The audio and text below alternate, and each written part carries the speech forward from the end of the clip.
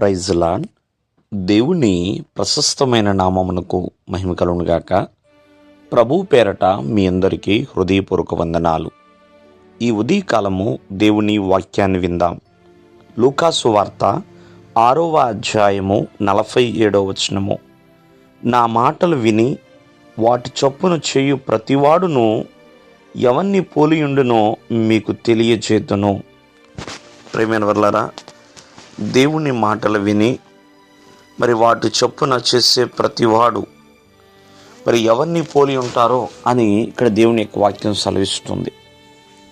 ప్రియమైన వర్లారా, మానవ జీవితంలో ఎన్నో వింటూ ఉంటాం, ఎవరినో అనుసరిస్తూ జీవిస్తూ ఉంటాం.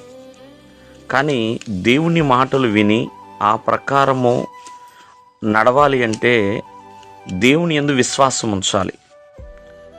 ఎవరైతే దేవుని మాటలు విని దేవుని ఆలోచన ప్రకారంగా నడుస్తారో వారికి దేవుడు ఒక వాగ్దానం ఇస్తున్నాడండి.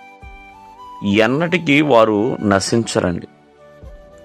నశించకుండా నిత్యజీవం పొందినట్లుగా దేవుడు వారికి తన యొక్క కృపని అనుగ్రహిస్తాడు. ఎన్నడూ కూడా వారు దిగులు పడరు, చింతపడరు. కారణం ఏంటంటే ప్రభు యొక్క మాట ప్రకారంగా వాళ్ళు వెళుతున్నారు.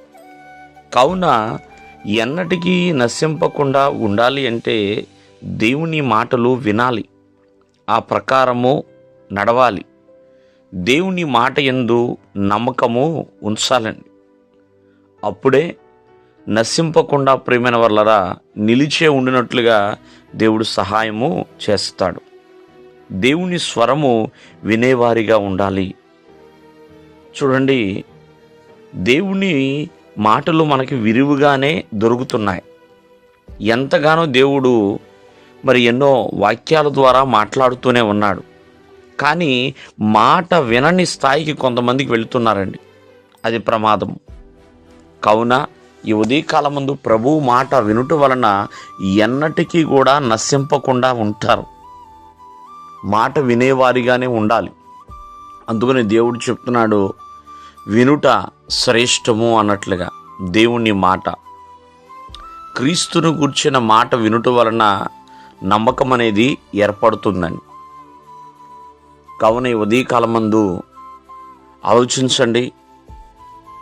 వినటం వలన దేవుని మాట ఎన్నటికీ కూడా దైవికముగా మనము నశించకుండా ఉంటామండి. కారణం ఏంటంటే ఆ దేవుని మాటలు అక్షయమైనవి కాబట్టి. దేవుని యొక్క వాక్యం సెలవిస్తుంది, ఆకాశము గతించినా భూమి గతించినా ప్రభువు మాటలు గతింపవండి. ఆ మాట వినేవాడు కూడా ఎన్నడూ కూడా నశించడు. దేవుడు మిమ్మల్ని ఆశీర్వదించునుగాక. ఆమేన్.